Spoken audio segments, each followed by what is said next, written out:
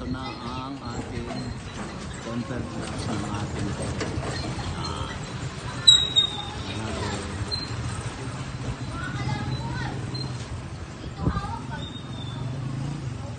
yan.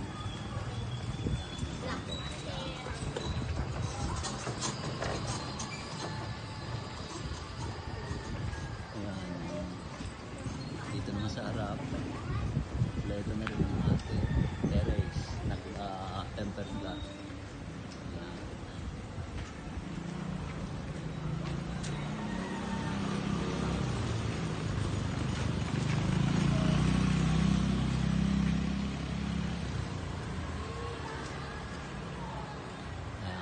Ito na yan.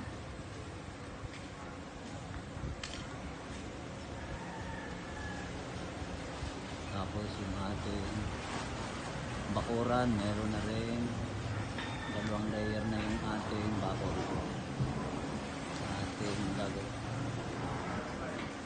garahe to be or garden pwede nyo.